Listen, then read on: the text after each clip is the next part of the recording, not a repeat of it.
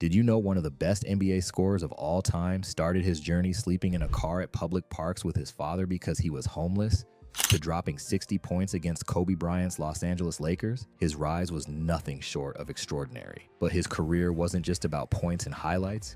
It was filled with controversy, redemption, and a fight to prove doubters wrong. Gilbert Arenas is among the most electrifying and misunderstood players in NBA history. Arenas didn't just play basketball. He lived it, broke rules, and became a legend who refused to back down.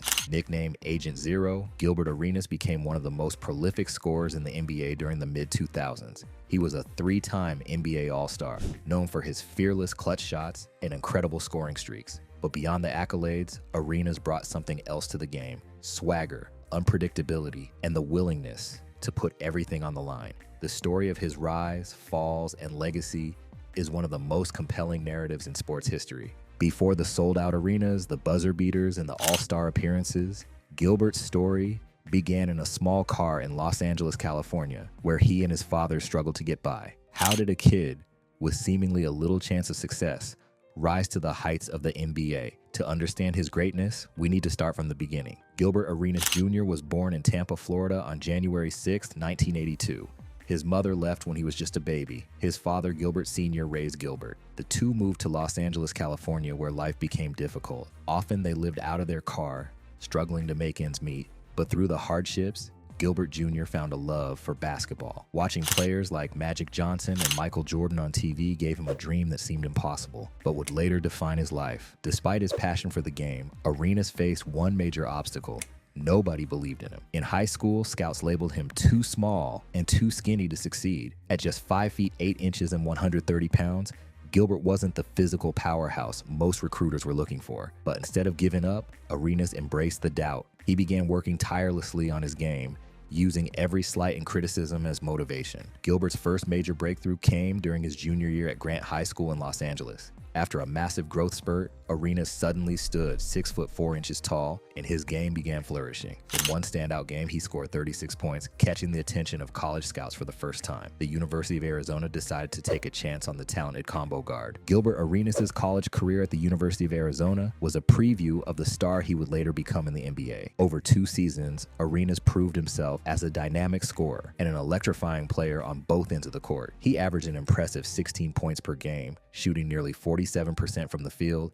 and adding 4 rebounds and 2 assists per game. In his freshman year, 1999 to 2000, Arenas scored in double figures in 31 of Arizona's 34 games and ranked 10th in the Pac-10 conference in scoring. His sophomore season, 2000 to 2001, was even more remarkable. Arenas earned all Pac-10 first-team honors and played a crucial role in leading the Wildcats deep into the NCAA tournament and all the way to the championship game. Gilbert had 20 points in the Final Four game against Michigan State, even though they lost against Duke in the championship. His ability to step up in high-pressure moments and his defensive grit and high basketball IQ made him a standout in one of the nation's top programs. He was ready for the NBA. Despite his success in college, Arenas fell to the first pick in the second round of the 2001 NBA draft, where he was picked 31st overall by the Golden State Warriors. Teams doubted his ability to adapt to the NBA's physicality, but Arenas didn't let that stop him. He viewed being a second-round pick as another slight, a new challenge to overcome. Gilbert Arenas wasted no time proving the doubters wrong. In his second season with the Warriors, he averaged 18 points and 6 assists per game, earning the NBA's Most Improved Player award in 2003. His quick scoring ability and fearless drives to the basket made him a fan favorite, and other teams began to take notice. After 2 seasons as a Golden State Warrior, Gilbert Arenas signed with the Washington Wizards as a free agent in the summer of 2003. But Arenas' rise wasn't without struggles. During his transition to the Washington Wizards in 2003, he suffered a severe abdominal injury that sidelined him for most of the season. Many questioned whether he'd ever return to form, but in typical Arenas fashion, he came back stronger, using his recovery time to refine his game even further. What made Arenas unique was his versatility on the court. Known for his deep three-point range, quick first step, and killer instinct in clutch moments, he earned the nickname Agent Zero in DC. The moniker symbolized his jersey number and his mentality as a Secret Service marksman, starting from zero and building something extraordinary. In the 2004 to 05 season, Arenas had his best year yet, averaging 26 points per game and leading the Wizards to their first playoff series win in over 2 decades. His ability to rise above adversity, whether on the court or in life, became his trademark. That season, Gilbert Arenas and the Washington Wizards ended their long playoff drought, making it to the postseason for the first time in nearly a decade. Arenas was the team's undeniable leader, and he showcased why he belonged on basketball's biggest stage. In the first round of the Eastern Conference playoffs, Arenas led the Wizards against the Chicago Bulls, averaging 24 points, 6 assists, and 6 rebounds per game across the series. His clutch shooting in Game 5, where he sank a game-winning jumper with 3.3 seconds left, secured the Wizards' first playoff series victory since 1982. This was a defining moment, as it not only solidified Arenas' status as a star, but also proved he could deliver under pressure. With their newfound playoff success in the 2005-06 season, the Wizards seemed primed to challenge for a championship. Arenas' incredible scoring ability made him a focal point of the team's offensive strategy. One of Arenas' most defining performances came on December 17, 2006, when he went head-to-head against Kobe Bryant and the Los Angeles Lakers. Arenas erupted for 60 points in a thrilling overtime battle, leading the Washington Wizards to a 147-141 victory. What made this performance legendary wasn't just the points. Arenas grabbed 8 rebounds and dished out 8 assists, putting his full skill set on display after playing against his favorite player. He fearlessly attacked the rim, sinking 21 of 27 free throws, and drained a game-clinching three-pointer in overtime. Facing Kobe Bryant, one of the fiercest competitors in NBA history, Arenas showed the world that he could perform under the brightest lights and highest stakes. Just 5 days after his 60-point masterpiece, Arenas dropped another jaw-dropping performance on December 22, 2006, torching the Phoenix Suns for 54 points. This wasn't just any game, it was a clash between two-time MVP Steve Nash and a Suns team known for their fast-paced offense. Arenas was on fire, shooting 21 of 37 from the field and hitting 7 three-pointers. During this stretch, Arenas' frustration at being snubbed by Team USA became clear. "They thought I wasn't good enough? Watch me now," he declared, silencing doubters with back-to-back 50-point games and cementing his reputation as one of the league's most explosive scorers. Between December 17 and December 22 in 2006, Arenas joined an exclusive club of NBA legends by scoring 50-plus points in back-to-back games.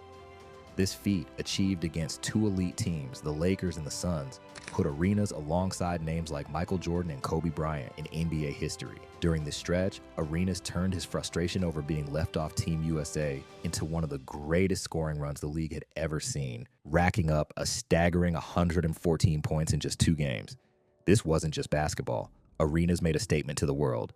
The 2006 playoff series between the Wizards and Cavaliers became legendary. Arenas went toe-to-toe with LeBron James, delivering one of the most entertaining duels of the era. In Game 5, Arenas exploded for 44 points, keeping the Wizards in the fight. However, the series ultimately came down to Game 6, where Arenas missed 2 critical free throws in the closing seconds after LeBron whispered in his ear, "If you miss these, the game's over." Moments later, Cleveland hit a game winner, ending the Wizards' season.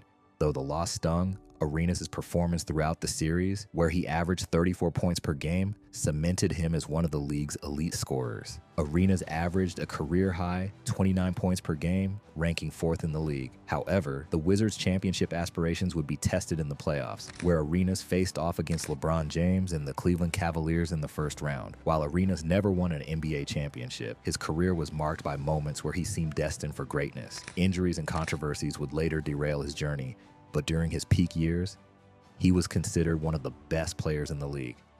His lack of a championship doesn't diminish his legacy. Instead, it highlights the challenges he faced and the greatness he achieved despite the odds stacked against him. Arenas' career took a major hit in the 2007-08 season. Despite his dominance on the court, he suffered a devastating knee injury that required multiple surgeries. The injury limited him to just 13 games that season and marked the beginning of a long and painful road to recovery. During this time, Arenas struggled with feelings of frustration and helplessness as he watched his team falter without him. While sidelined, Arenas spoke openly about the emotional toll of his injury. In interviews, he admitted to feeling like he'd let his team and fans down. However, this period also gave Arenas time to reflect on his journey. He began to see basketball not just as a game, but as a platform to inspire others who faced adversity. In the 2008-09 season, Arenas made his much-anticipated return. Determined to silence the critics, he worked tirelessly to get back into peak condition. However, the comeback was short-lived. A series of setbacks, including another knee injury, kept him off the court for most of the season. Fans and analysts began to wonder if Arenas would ever return to the player he once was. In the 2009-10 season, Arenas had moments where he showed flashes of his old self. He averaged 23 points per game, proving he could still be an offensive force. While the Wizards didn't make the playoffs that year, Arenas' determination to fight through adversity inspired teammates and fans. There were a lot of ups and downs, but Arenas was beloved by many of his teammates. Players like Karen Butler and Anton Jamison often praised Arenas' work ethic and leadership, even during his injuries. Former coach Eddie Jordan once said, "Gilbert's heart and passion for the game are unmatched. He never stops believing he can overcome anything." By 2010, injuries had started to take their toll on Arenas, but he still had moments where he reminded fans of his incredible talent. One such moment came on January 5th, 2010, when Arenas dropped 45 points against the Indiana Pacers. Shooting 13 of 23 from the field and hitting 5 three-pointers, Arenas showed that, even as the Wizards struggled, he could still take over games with his scoring prowess. Though the Wizards lost the game, this performance was a bittersweet reminder of the brilliance that had once made Arenas one of the most feared scorers in the league. Unfortunately, one of the most infamous chapters of Gilbert Arenas' career unfolded in the 2009-10 season during his time with the Washington Wizards. Arenas became embroiled in a highly publicized locker room altercation with teammate Javaris Crittenton over a gambling dispute. The situation escalated when both players reportedly brought firearms into the locker room. Although no violence occurred, the incident cast a dark shadow over Arenas' career after being suspended. The NBA swiftly took action, suspending Arenas for the remaining 50 games in the season. This was a devastating blow, both to Arenas' career and to his public image. While Arenas took responsibility for his actions and apologized, many wonder if he'd ever recover from the fallout. In the aftermath, Arenas admitted that the incident marked one of the lowest points of his life. In interviews, he reflected on how his competitiveness and immaturity had led to poor decisions. He used this time away from basketball to focus on personal growth and to reframe his priorities. "Basketball had always been my escape, but this was a wake-up call. I had to learn who I was outside of the game," Arenas later said. Following the suspension and ongoing knee issues, the Washington Wizards decided to part ways with Arenas. He was traded to the Orlando Magic during the 2010-11 season. Though Arenas still displayed flashes of his old brilliance, he was no longer the dominant player he once was. In Orlando, he averaged just 8 points per game in limited minutes, struggling to adapt to his new role. Basketball started to become more of a drag than fun. After his time in Orlando, Arenas signed with the Memphis Grizzlies in 2012, hoping to reinvent himself as a veteran leader. While his role was minimal, Arenas embraced the opportunity to mentor younger players and share the lessons he'd learned throughout his career. However, his stint with Memphis would ultimately mark the end of his NBA career. In 2013, Arenas briefly played professional basketball in China for the Shanghai Sharks. While his stint overseas was short-lived, it allowed Arenas to reconnect with the joy of playing the game, free from the pressures and controversies of the NBA. He averaged 20.7 points and 7.3 rebounds per game, proving he still had something left in the tank. After retiring from professional basketball, Arenas transitioned into a quieter life, focusing on his family and business ventures. He became a proud father, frequently sharing moments with his children on social media. He also found a second wind in media, hosting a popular podcast called No Chill with Gilbert Arenas, where he offers unfiltered takes on basketball life and everything in between. Arenas' impact on the game of basketball cannot be overstated. Now his kids are up next. His son, Elijah, is a 5-star senior in the class of 2024, so you will be getting to know him soon. Known for his ability to score from anywhere on the court, he was one of the first players to regularly shoot deep three-pointers, long before it became commonplace in today's NBA. His fearless attitude and flashy style paved the way for modern guards like Stephen Curry and Damian Lillard, who credit Arenas as an inspiration. Now, I want to hear from you. What do you think was Gilbert Arenas' most iconic moment? Was it his 60-point game against Kobe, his fierce rivalry with Team USA, or his clutch playoff performances? Drop your thoughts in the comments below, and let's keep the conversation going. If you like this video, learn more about the overweight NBA legend drafted during a Taco Bell commercial.